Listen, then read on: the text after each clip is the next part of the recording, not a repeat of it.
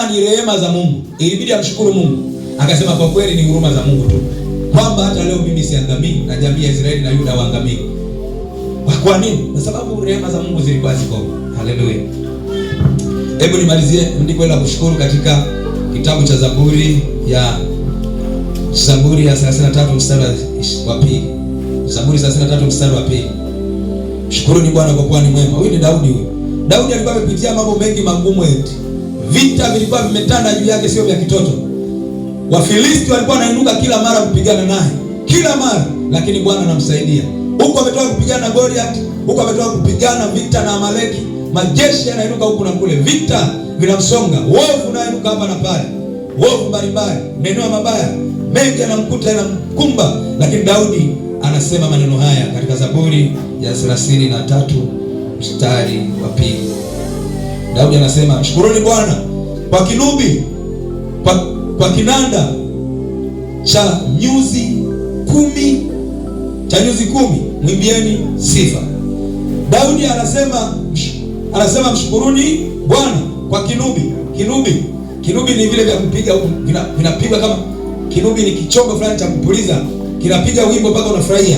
Lakini hapa anasema pia kupiga vinanda, na hicho kinanda cha nyuzi 10. Sasa kuna magitaa nyuzi 12, nyuzi 10, lakini kuna kinanda pia labda kinye button zile 12, 10, unaweza ukapiga. Vinanda vitatofautiana. Kwa hiyo anasema hebu mshukuruni Mungu kwa kupiga kinanda cha nyuzi 10. Watu waanze kusifu Mungu na kushukuru. Nimeshangaa leo hapa tulikuwa na nyimbo ya mwaka mpya, na ni aibu. Niwaambie waimbaji, ni aibu. Naimba nyimbo zile za kila siku, ni aibu. Wamenifurahisha wa bendi hao. Wameimba nyimbo mpya. Tunavuka mwaka mpya. Hivyo kila mwaka ukifika Christmas, iwe mwaka mpya, lazima mjitahidi kutunga nyimbo hata ya kuimba live. Haleluya. Tunaelewana? Iwe ni mwisho mwaka huu, msije mkaniangusha.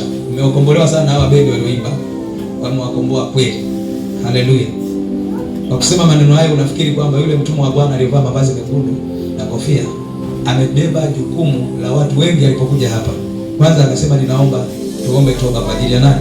Ya watu wote. Kwa nini akusema kwa ajili yangu mimi na wewe au yeye peke yake na familia yake nyumbani? Lakini amefanya jambo ambalo Mungu amelisukuma ndani yake. Tuombe toba kwa ajili mwaka huu ni kuomba toba ili tuweze kusimama tena na Mungu vizuri. Kwa nini? Amebeba jukumu la dhambi za watu wote, akalibeba mgongoni mwake. Unajua unapozungumza maneno haya, Mungu akupe neema, alafu mnyenyekevu mbele za Bwana, uendelee kunyenyekea, uendelee kumtii Mungu, uendelee kumsikiliza, na Mungu atakupeleka viwango vingine. Sijui tunaelewana mtumishi? Ni maneno yangu haya nayaongea. Petro aliyarudia hapa siku ya kwanza, alikuja nikamwambia Mungu amenionyesha wewe mtumishi wake, uwe mpole, uwe mnyenyekevu, Mungu atakuinua viwango vingine. Na ninazungumza tena kwa wewe mama hapo na mume wako. Mwe mnyenyekevu, zidi kunyenyekea chini ya mkono wa Mungu ulio hodari. Mungu atawapeleka sehemu ya utukufu wake, na vile ambavyo mnahitaji atawafikisha. Amen. Nimebeba jukumu zito. Haleluya. Kwa hiyo Daudi aliomba na maneno haya akasema, shukuruni Bwana kwa kinubi na kwa kinanda cha nyuzi 12. Kwa kuwa yeye amestahili Bwana kupewa sifa. Bwana amestahili nini? Sifa. Kwa hiyo hapa ametuvusha mwaka. Ina haja gani tusimpe Bwana sifa? Eti wapendwa, ina haja gani tusimpe Bwana sifa? Bwana amestahili kupewa sifa. Yeye aliyetufikisha hivi leo. Mimi nikifikiria, wewe mtoto, wewe.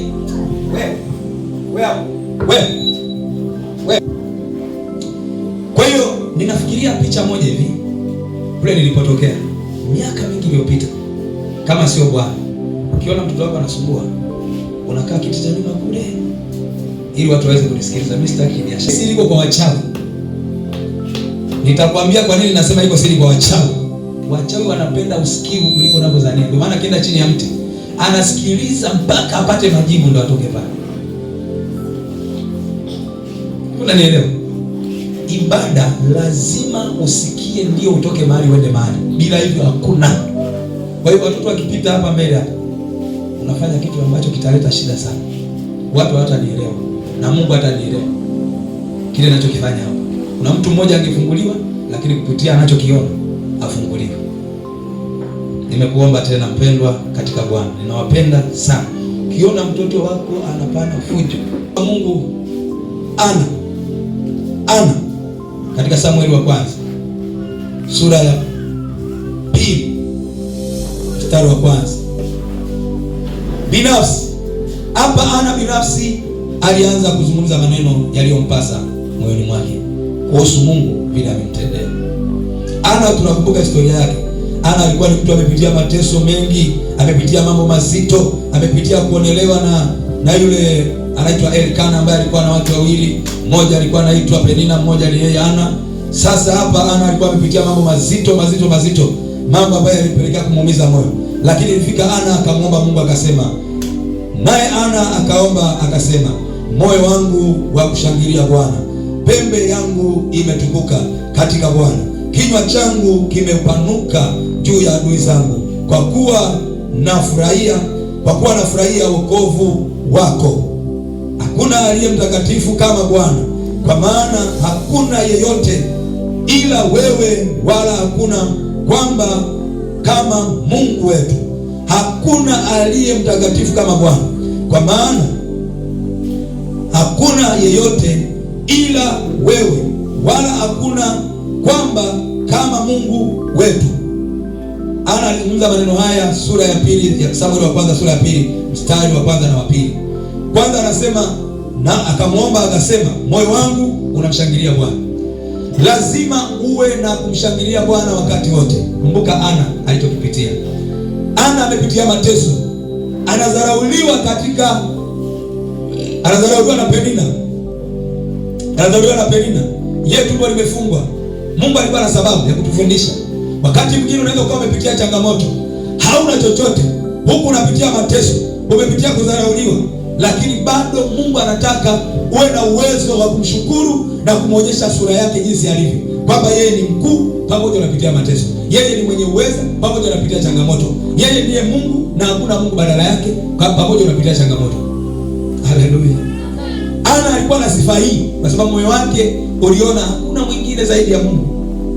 Akaomba akasema, moyo wangu unakushangilia Bwana.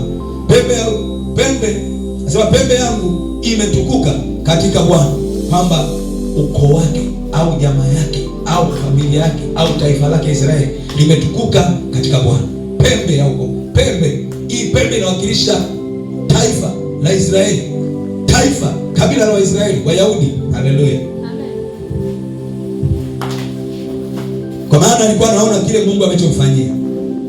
Ana anazungumza maneno haya ya furaha. Ukisoma sura ya 2 alikuwa analia, anaweka nadhiri, Bwana ukinipa mtoto Samueli nitafanya 1 2 3, huyu mtoto ukinipa nitamtoa kwako, nitamleta kwako. Hapa Ana Bwana amemtendea, anaanza kushangilia, anasema, Bwana, moyo wangu unakushangilia Bwana, pembe yangu imetukuka katika Bwana. Yani kwa ukabila wangu, kwa taifa wangu, mimi nimetukuka mbele za Bwana, kinywa changu kimepanuka juu ya maadui yangu. Unaona? Kwa sababu nini? Wokovu wa Bwana, anafurahia wokovu wa Bwana aliyempa. Haleluya. Adui zangu, kwa kuwa nafurahi wokovu wako.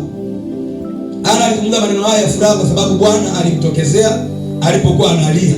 Na wewe leo jifunze kwamba Mungu amekuvusha, endelea kumtafuta Bwana, kwa kuwa Bwana atafanya kama alivyosema. Hawezi kufanya vile ambavyo hajasema. Bwana atafanya kama alivyosema. Haleluya. Amen. Kwa kuwa ahadi zake ni kweli na rehema zake ni za milele. Tukisoma hapa, ili binafsi Ana alisema,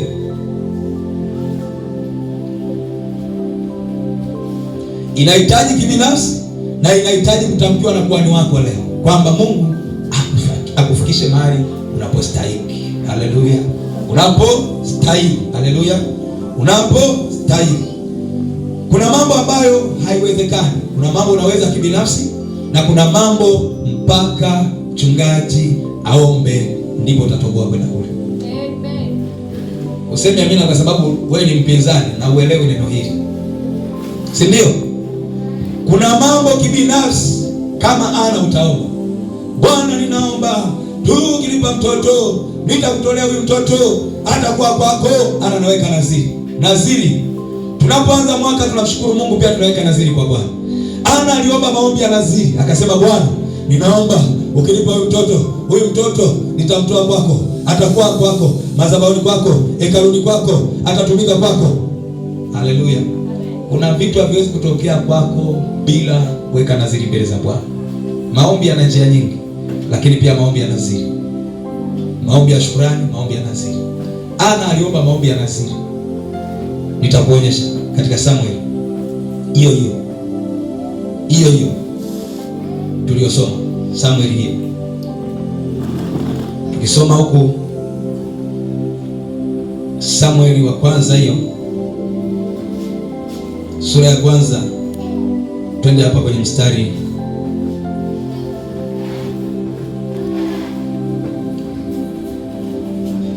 wa 11, tusome hapo. Ana aliomba maombi ya nadhiri.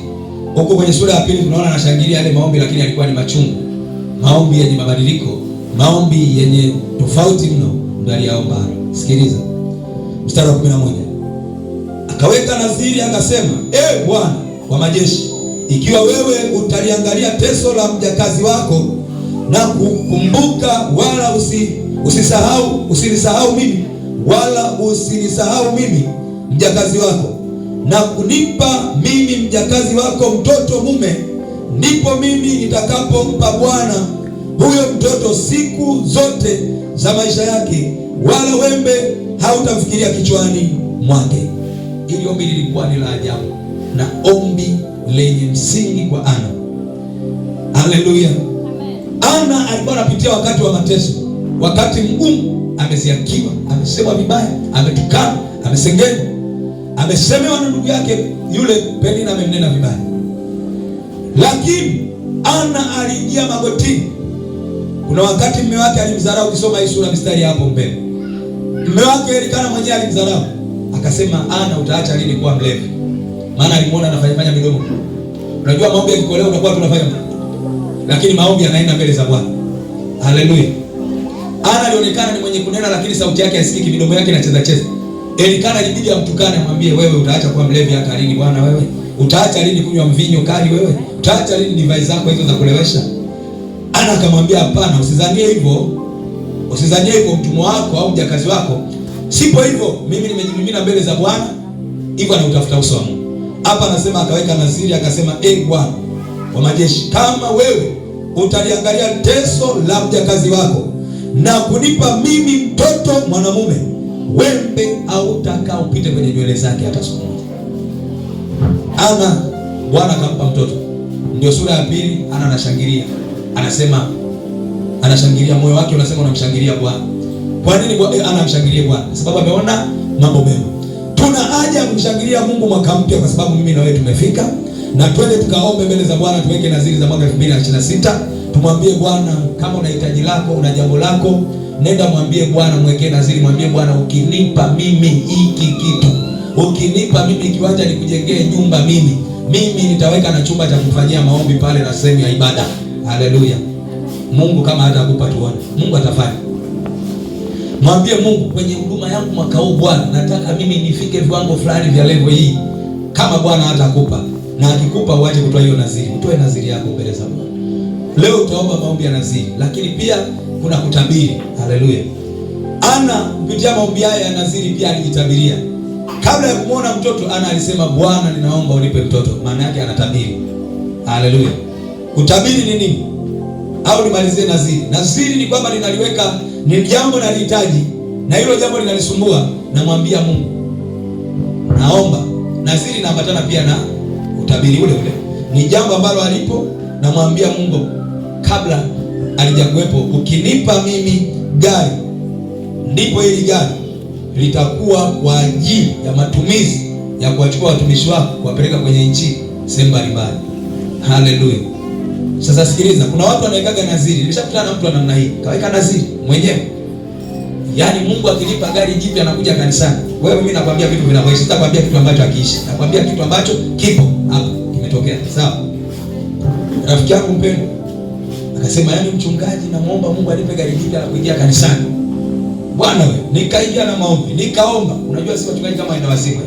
Yaani akili zetu waga, mtu akisema tu kitu sisi tunaingia kukimbia, tuangalie kitatokea nini, tuangalie tunajali nini, tunaangalia mbele tu. Ndio moyo wa mchungaji ulivyo. Yaani moyo mchungaji ulivyo sasa hivi hapa tu, kasikia fulani kama katende mbio.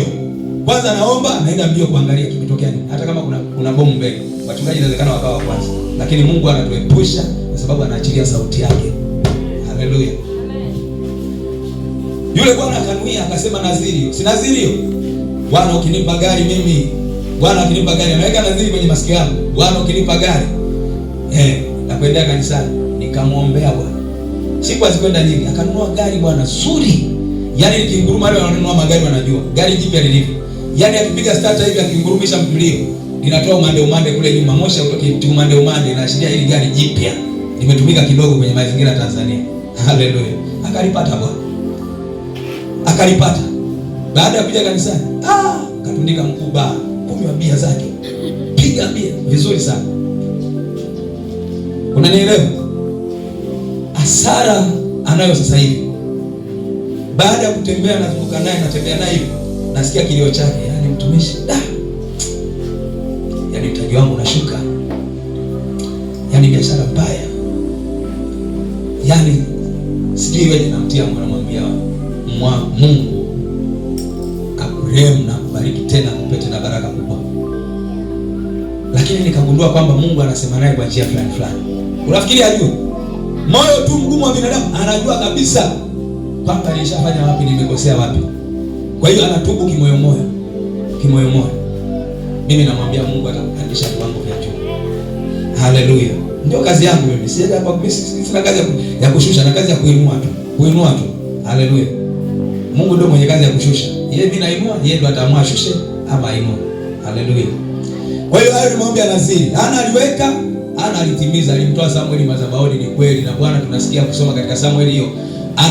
Bwana alianza kusema na Samueli akiwa mtoto mdogo, si ndio?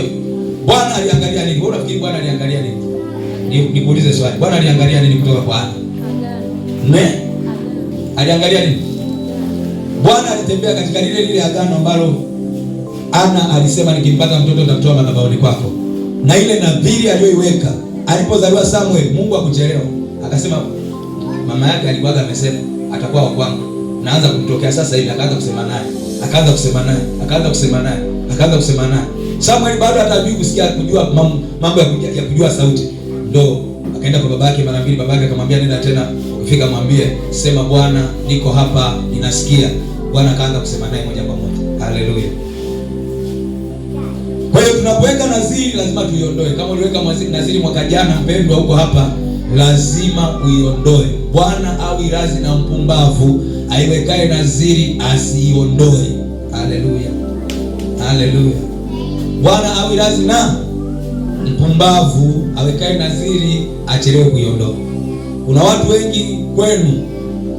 wengi huko kwenu wameingia hasara kwa ajili ya kuweka nadhiri na kutokuziondoa. Nasema mimi naweka nadhiri, nitakuwa nafagia kanisa kila siku. Kila siku nitakuwa nafagia kanisa. Siku moja kaona maji yamekuwa mbaya, kasusa. Maji yamekuwa mbaya, kasusa. Mimi nitakuwa najitoa, nitakuwa naombea wajane, nitakuwa naombea timu, nitakuwa naombea kazi ya Mungu mpaka isimame. Sasa hivi kasusa. Nadhiri hiyo kumwekea mwanadamu, kumwekea Mungu. Na ilikupasa uitengue mbele za Bwana. Haleluya. Haleluya. Mtu anaweka nadhiri anasema, yaani mimi Mungu akinibariki Mungu akinibariki nitakuwa nanunua vitu vya madhabahu. Ameshakubariki. Ulipopata 10,000 ndio alikubariki. Ulitaka milioni ndio ujue amekubariki. Ulipopata 5,000 ndio ameshakubariki. Ulitaka kubariki shilingi ngapi? Ndio ujue kwamba amekubariki. Baraka zinaanza na kiasi gani? Mungu atusaidie. Naomba nitafundisha kidogo kwa maswali dakika hii. Hebu niulize hapa kanisa. Hivi Mungu ili tujue ametubariki ni kiasi gani cha uwezo ama cha fedha ama kiasi fulani ndio tunajua Mungu ametubariki? Naomba mtu mmoja tusaidie. Ili iwe ijulikane ni baraka za Mungu. Tuanze na kiasi gani? Unaweza kunyosha mkono ama unakuna poa? Kama unanyosha fanya hivi. Tuambie tuanze na kiasi gani ili tujue hizi ni baraka za Mungu. Amen.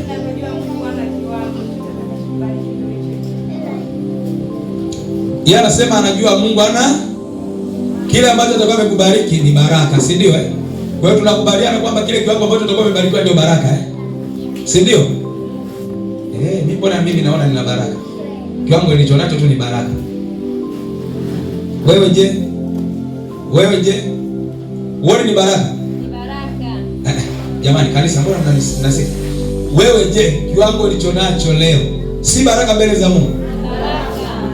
Baraka. Unaweza kuwa unasita, unaswali. Yaani huu uzima ulionao tu hapa sasa hivi ni baraka ya Mungu. Kama unasema sio, basi Mungu akuchukue sasa hivi tubaki hapa peke yetu.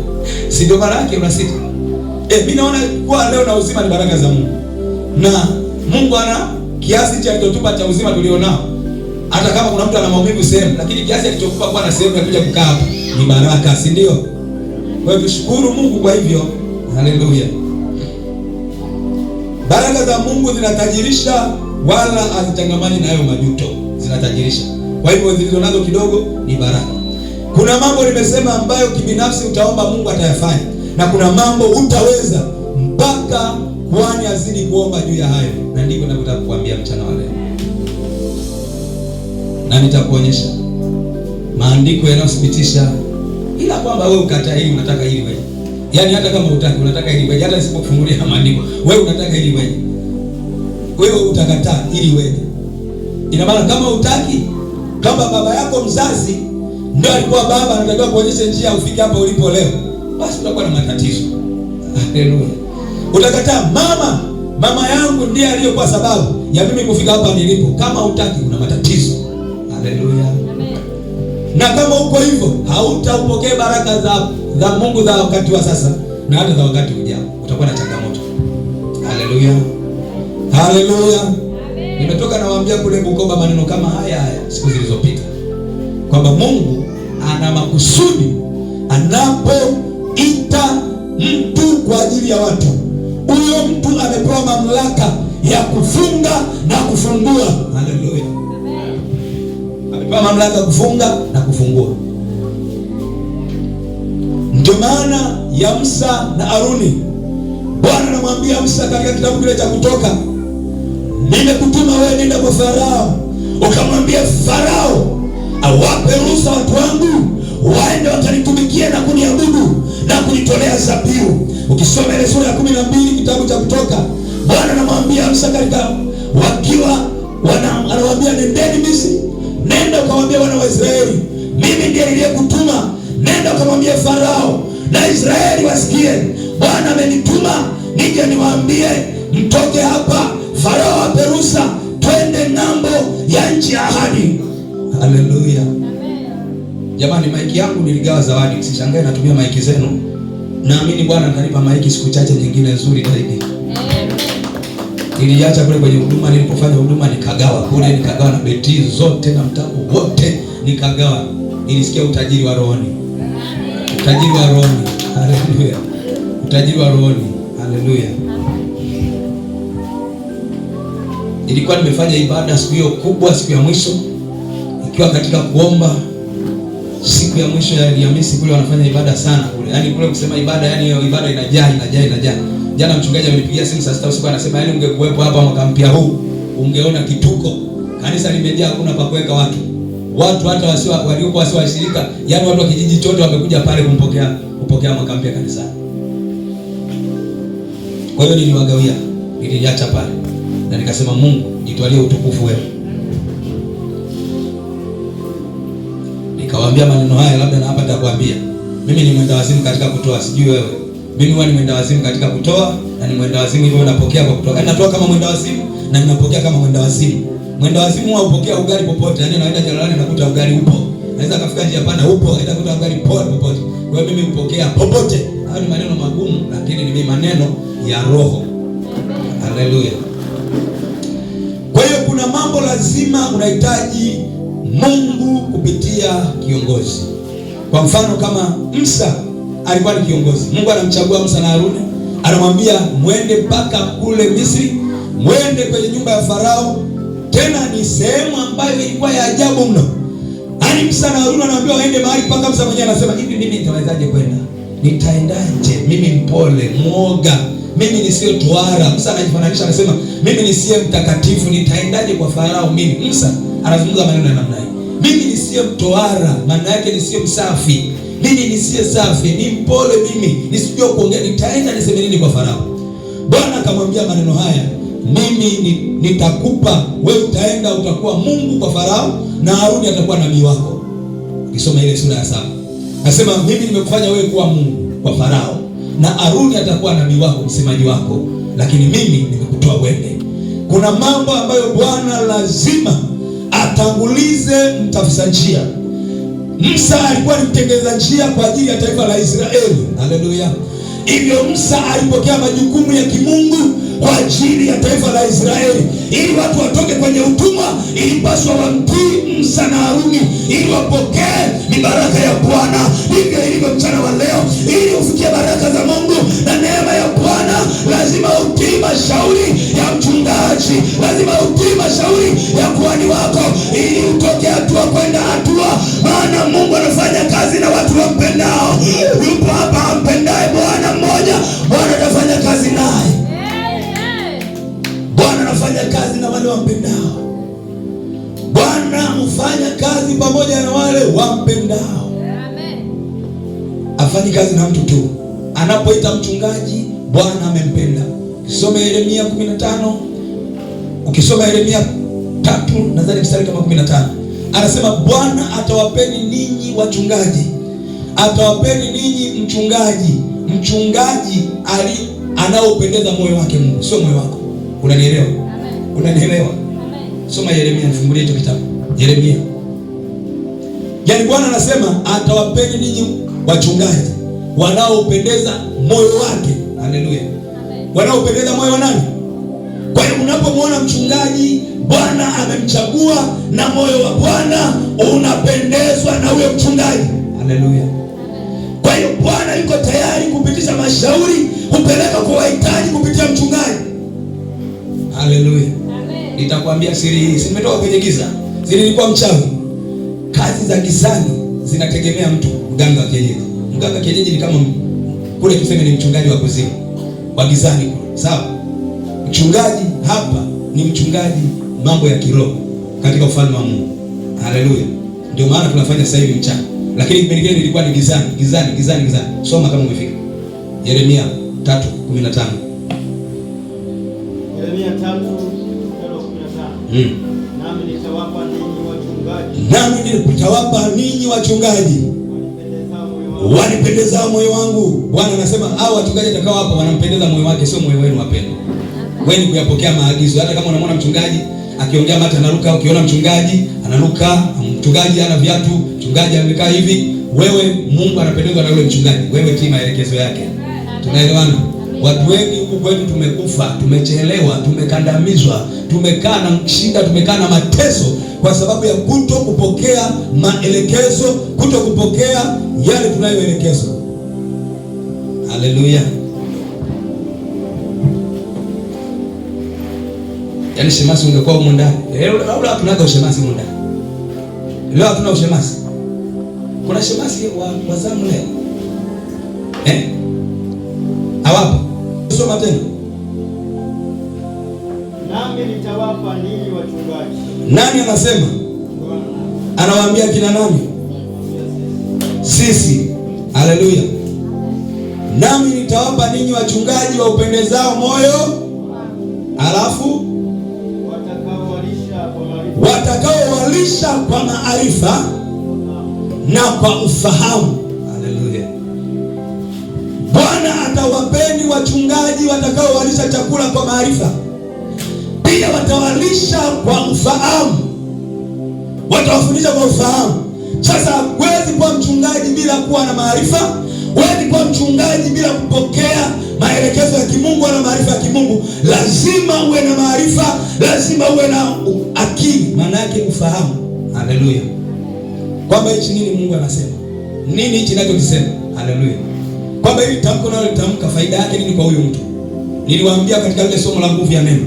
Nguvu ya neno nikasema mambo matano. Unalisikia neno, unalifahamu neno, unalitii neno, unafuata maelekezo ya neno na kuamini, si ndio? Kwa sababu gani? Ipo nguvu kubwa ndani ya neno. Unapolisikia, unapolifahamu, unapolitii na kufuata maelekezo yake. Tukaona Petro na Yohana. Petro na kina Yohana walikuwa wanavua samaki. Yesu akaja kukuta ufuoni mwa bahari. Asubuhi pamepambazuka. Akawaambia, wanangu, mna kitoweo? Wakasema hapana. Katika ile Injili ya Yohana 21 mstari ukianza hata wa kwanza na kuendelea. Wakasema hapana. Yesu akawaambia hivi, akawaona jana walifanya vitu ambavyo havipo. Lakini Yesu akitaka kuwaonyesha yeye ni kiongozi, yeye ndiye awezaye kuwaonyesha kwamba hapa kuna samaki. Na akawaonyesha samaki, sio mpaka mimi sitaki ile bali ya kwenda nimvue mchana. Hili ni jambo la kushangaza. Wavuvi wanavua usiku. Lakini kwa nini siku ile Yesu anawaambia waende mchana na wanapata samaki kuliko waliovua usiku, na usiku wakupata kitu chochote? Yesu akawaambia hivi, lichukueni jarife lenu, mwende mpaka kilindini, mtweke, kisha mlitupe jarife lenu upande wa kuume wa chombo. Biblia inasema walikwenda wakatupa mkono wa kuume wa chombo, wakapata samaki wengi, hata hawakuweza kulivuta kile chombo kwa sababu ya wingi wa samaki. Kwa sababu gani? Walisikia, walitii, walifuata maelekezo. Haleluya! Walifuata maelekezo na waliamini kile walichoambiwa. Kwa hiyo sasa hapa ukisoma katika Isaya 44 mstari wa 26 mpaka 28, wa 28 ndio na unukuu huko, mengine nisisome. Anasema, nimwambiapo mchungaji wangu Koreshi, naye ataunena Yerusalemu, nao utajengwa na kukaliwa tena. Nitamwambia Koreshi mchungaji wangu, naye ataunena Yerusalemu, nao utajengwa, nao utakaliwa tena. Yerusalemu ulikuwa umebomolewa na miji yake ilikuwa imebaki magofu. Mji ulikuwa umeharibika, mji ulikuwa umeteketezwa, watu walikuwa wameharibu. Lakini Bwana akatumia mchungaji, alikuwa ni Koreshi, akasema, nimwambia hapo Koreshi mchungaji wangu, naye ataunena Yerusalemu, nao utajengwa, na ile hekalu litajengwa msingi wake, na watu wataendelea tena kuabudu katika ile hekalu. Nabii Bwana anamwambia Koreshi, Bwana kwa kipindi cha Koreshi alikuwa na matengenezo, akatengeneza tena na kuimarisha Yerusalemu na kulitengeneza hekalu tena la Yerusalemu, na watu wakaendelea kuabudu katika zamu yake. Koreshi alikuwa mchungaji wa Bwana. Bwana hutumia watu ili kutamka maelekezo, ili kutabiri na kuwatabiria mema. Sikiliza nikwambie, kila utabiri ulio mwema na ushauri ulio mwema, ukiupokea unazalisha matunda mapya ndani yako. Amen. Haleluya.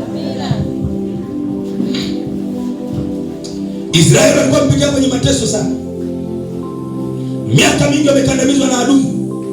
Lakini Bwana akamchagua Koreshi, akawapa Israeli na Yuda pia, akaanza kulijenga hekalu na kuimarisha kuta mpya za Yerusalemu.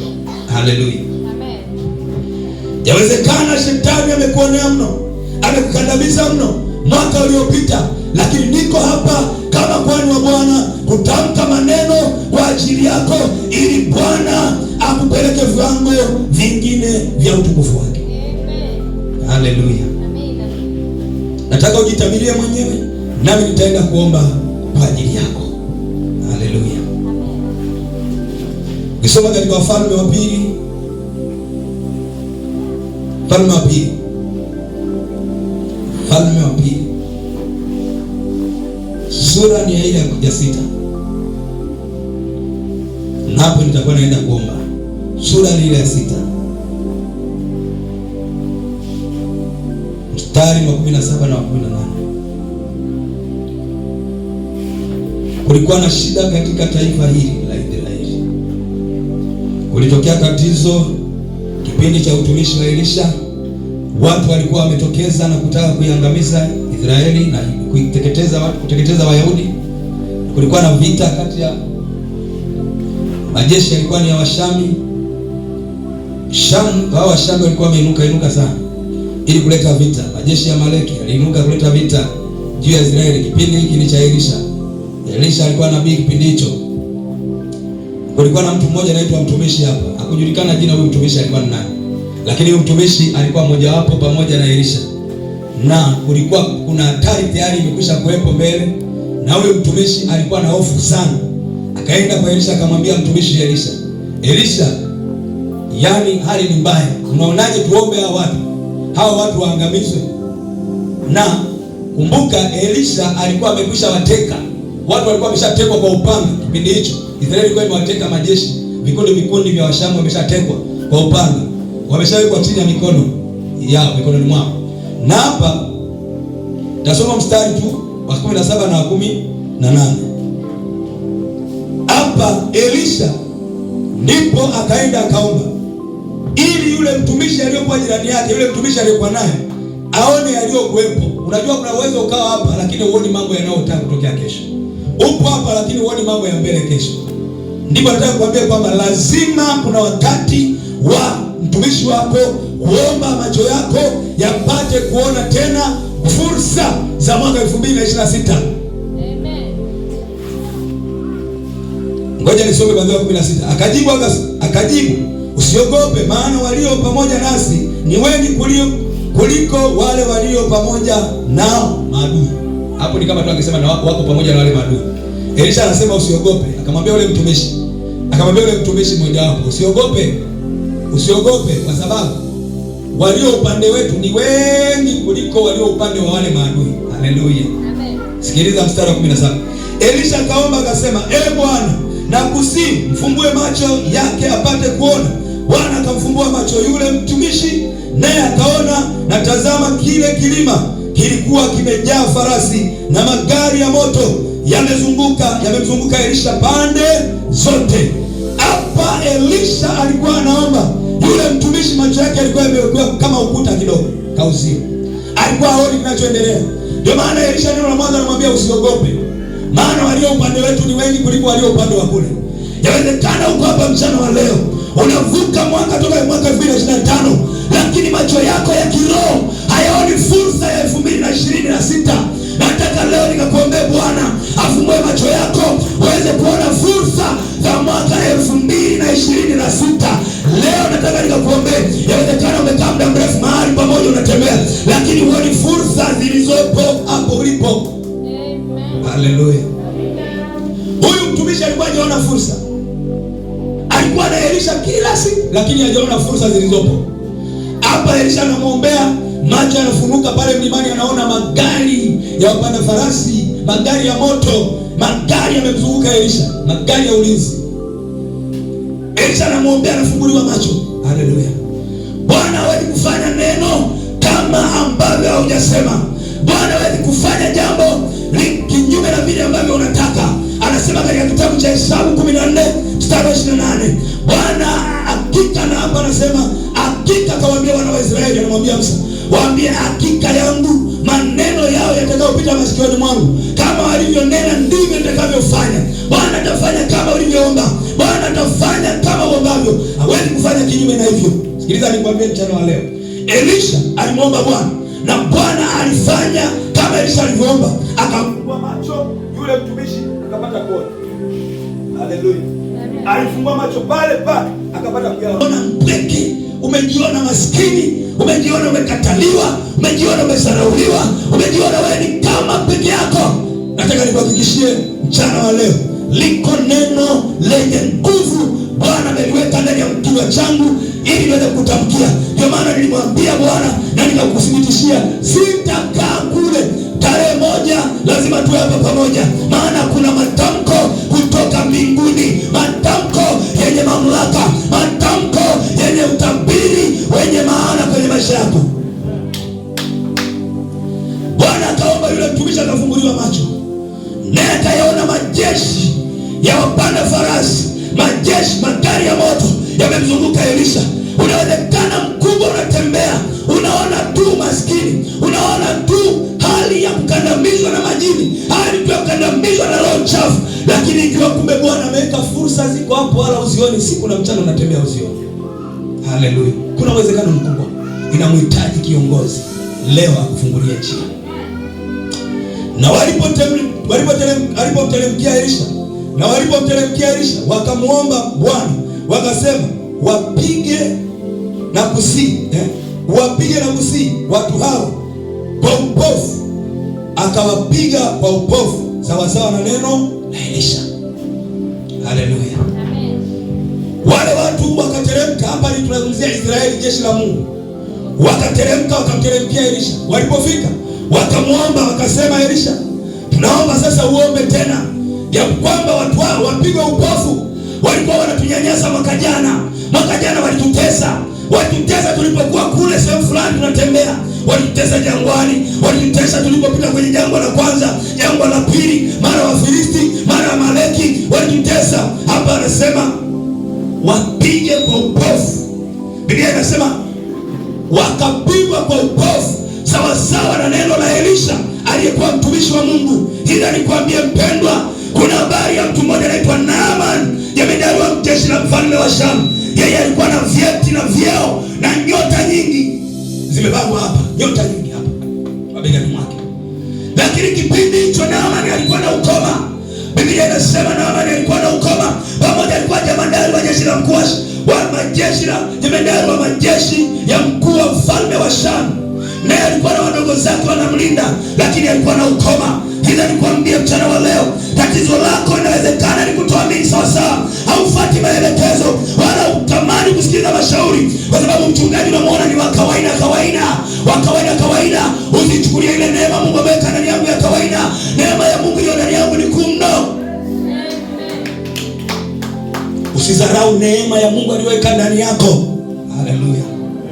Usije ukadharau neema ya Mungu aliyoweka ndani ya mtu. Haleluya. Hiyo neema Mungu aliyomwekea ameweka kwa kadri ya kipimo cha imani aliyonayo. Hivyo nikwambie mpendwa ulioko hapa, Mungu amenituma kwako mchana wa leo, tarehe 1 mwezi wa kwanza 2026. Nina ujasiri wa kukwambia Mungu amenituma nikwambie wewe, nikutabirie neema yako, baraka zako, kuvuka kwako kwenda mwaka 2026. Niafungue macho yako pate kuona. Ndipo Elisha akaomba yule mjamaa, lakini alipokuwa na Elisha hakuona fursa za ulinzi walionao, hakuona majeshi yaliyomzunguka Elisha, hakuona majeshi yaliyokuwa nao pamoja. Elisha akamwambia usiogope. Mstari wa 16, mstari wa 17 anamwambia, akamwomba Mungu. Elisha akamwambia Bwana mfumbue macho yake aone kilichoko hapa. Bwana akafanya sawa sana neno la Elisha, akafumbua macho yule mtumishi akapata kuona. Unajua kwa nini watu wengi tuko kwenye mateso? Kwamba tunapoambiwa atupokee maelekezo, tunaposhauriwa atupokee mashauri. Bwana amesema katika Yeremia 3:15, atawapa ninyi wachungaji wanaopendeza moyo wake, ambao watawalisha kwa maarifa na kwa ufahamu uliotoka mbinguni. Hivyo nikwambie mchungaji hayupo kwa shauri la dunia, yupo kwa shauri la mbinguni na kwa mashauri ya duniani kwa ajili yako. Bwana akamwambia msamaha naye katika Kutoka 33 ule mstari wa 14 hadi 15. Akasema uso wangu utakwenda pamoja nawe. Bwana ndiye alimwambia maneno haya Musa. Bwana baada ya Musa amemwambia nenda kwa Farao, afanye 1, 2, 3. Musa akaanza kusema mimi itakuwaje? Itawezaje? Bwana akamwambia mimi uso wangu utaenda pamoja na wewe. Sikiliza nikwambie, Bwana ndiye anaenda na wewe mwaka 2026. Ni Bwana anaenda na wewe, sio wewe unatakiwa kwenda na Bwana. Bwana aende na wewe. Kuna wakati unaenda wewe, na ndio maana muone Bwana. Ruhusu Bwana aende na wewe, Haleluya. Bwana anasema uso wangu utaenda pamoja na mimi, utaenda pamoja nawe, nami nitakupa raha. Naye akamwambia uso wako usipoenda pamoja nami, usituchukue hapa. Musa akamwahidi Bwana, akamwambia sasa Bwana wewe umesema uso wako utaenda pamoja na sisi utupe raha. Sasa uso wako usipokwenda na sisi ni heri tuache hapa. Na mimi nataka nikwambie, kama Bwana ana mpango wa kwenda na wewe mwaka 2026 kukubariki, ni heri ya kuache hapa. Lakini kwa neno la Bwana, kama alivyoahidi, neno lake ni kweli na hakika, na ndio Bwana aende na wewe, uso wake uende na wewe, uende na wewe kazini, uende na wewe mjini, uende na wewe kwenye biashara, uende na wewe kwenye kazi yako, uende na wewe kwenye amani ya ndoa yako, uende na wewe kwenye elimu ya watoto wako mwaka 2026. Uso wa Bwana uende na wewe. Bwana akupe raha kila mahali utakapoenda. Bwana akupe raha kila mahali utakapoenda. Uso wa Bwana uliyegeuka mlimani walipokuwa Petro na Yohana, leo kugeukie, ukuzukie utukufu wa Bwana na ukung'arie hapa utakapoenda kwenye huduma yako. Yesu akung'arie, watoto wako Yesu akung'arie, huduma yako ing'arike, ikang'are. Uso wa Bwana uende na wewe kama Bwana alivyoenda na Israeli. Bwana aende na wewe, akubariki, akuinue, akupe baraka, akupe mali nyingi. Ambaye una kazi, akupe kazi. Bwana aende na wewe 2026, akupe kazi yako iliyokaa muda mrefu. Bwana na afungue macho yako uone fursa ya kazi yako. Bwana na afungue macho yako uone fursa zako kwa jina la Yesu. Mwaka 2026 yawezekana 25 au kuona fursa inakutabiria mchana wa leo. Bwana na afungue macho yako katika jina la Yesu. Bwana afungue macho yako kwa jina la Yesu. Simama juu kwa miguu yako. Bwana afungue macho yako kwa jina la Yesu. Upate fursa, uone fursa kama yule mtumishi aliyokuwa na Elisha. Hakuyaona yale majeshi ya moto, majeshi ya farasi, hakuwa ameyaona, lakini Elisha alipoomba yule mtumwa wa Bwana ndipo akayaona yale mambo yaliyotokea. Nataka nikwambie, Bwana afungue macho yako. Bwana afungue macho yako kwa jina la Yesu. Bwana afungue macho yako kwa mamlaka, afungue macho yako, uone fursa, uone mpango wa Bwana, uone makusudi ya Mungu kwa kukuacha hata leo, kwa kukuacha hata sasa. Bwana akupe fursa, Bwana akakuinue, Bwana akupeleke viwango vingine vya utukufu wake katika jina la Yesu. Uso wa Bwana uende pamoja na wewe na utukufu wa Bwana uende pamoja na wewe. Mwaka 2026 ayaponye maisha yako, akupe malango yaliyofunguliwa wazi mbele yako, malango ya baraka, malango ya amani kwa jina la Yesu wa Nazareti aliye hai. Utakufa bali utaishi ili uyasimulie matendo makuu ya Mungu. Maji mengi yajapo utagarikishwa, upitapo katika moto utaungua kwa jina la Yesu. Simama juu kwa miguu yako, simama juu kwa miguu yako, simama juu kwa miguu yako, simama juu kwa miguu yako. Bwana akamwambia Elisha, akamwomba Bwana, na yule mtumishi macho yakafumbuka, kapata kuona kinachoendelea. Ni neno gani gumu mbele za Bwana? Hakuna neno gumu mbele za Bwana. Tupigie biti moja hapo. Yesu, Yesu, ninakusihi wewe Bwana kwa neno lako. Yesu, kwa neno lako ukatamalaki hapa. Yesu, ukatamalaki. Tazama watoto wako Yesu pale ulipo. Nataka nianze kutabiri kwa ajili yako tena. Bwana na afungue macho yako, upe kuona fursa zilizokuzunguka mwaka 2026. Wende mpaka kwenye kusudi la Bwana na baraka zako. Bwana kufungulie njia, Bwana kufungulie macho ya roho, yatiwe nuru, pate kujua mwito mkuu aliyokuitia Bwana.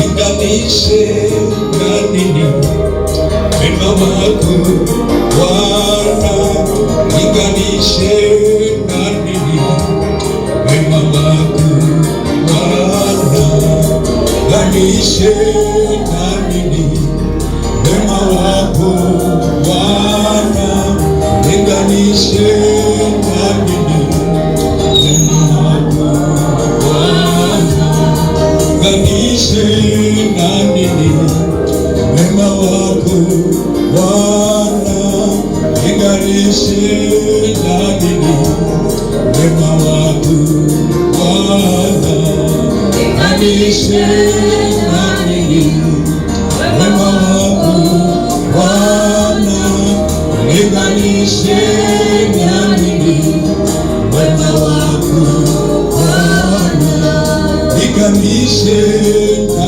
nini wema wako Yesu, linganishe na nini baraka zako Yesu, linganishe na nini wema wako Bwana, linganishe na nini wema wako Bwana, linganishe na nini wema wako Bwana, linganishe na nini